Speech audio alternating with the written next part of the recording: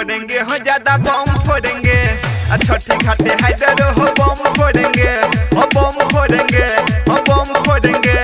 सबसे बेसी बम इबर हम फोड़ेंगे। आया खुशी का समय छठी घाट पे भैया छुरा छुरी फूला झाड़ी इबर कम छोड़ेंगे। बम फोड़ेंगे हो ज्यादा बम फोड़ेंगे।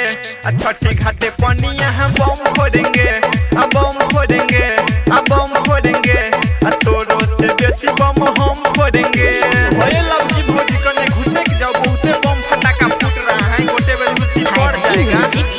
हेलो बम जिंदाबाद जिंदाबाद जिंदाबाद, पनिया बम जिंदाबाद जिंदाबाद जिंदाबाद। हिलाई देंगे पूरा इलाका, करेंगे रही रही धूम धड़ाका। चकलेटिया बम जिंदाबाद जिंदाबाद जिंदाबाद। हिलाई देंगे पूरा इलाका, करेंगे रही रही धूम धड़ाका। बीच में जे कियो हो बोलेगा तो सुनो, ओकरो देख लेंगे एक धाका।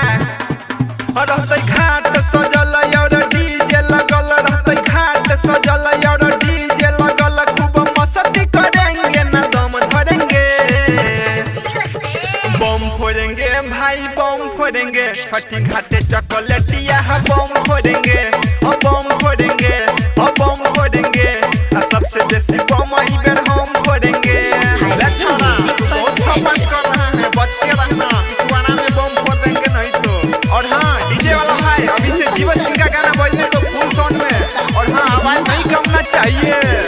बम सतरंगी उड़ेगा आकाश में, यही बेर छठ मनेगा झकास में। सतरंगी बम जिंदाबाद जिंदाबाद जिंदाबाद। बम सतरंगी उड़ेगा आकाश में, यही बेर छठ मनेगा झकास में। झोरा के झोरा बम रखने छियै, साल भर से छलिए छठ पूजा के आस में। गायक जीव छमु के सरवी अमित कमलेश सिंह, जीव छमु के सरवी अमित कमलेश। सब मिली के रिकॉर्ड तोड़ेंगे। बम फोड़ेंगे भाई बम फोड़ेंगे।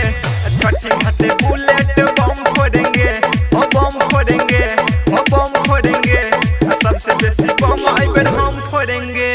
Singing by Jivat Singh।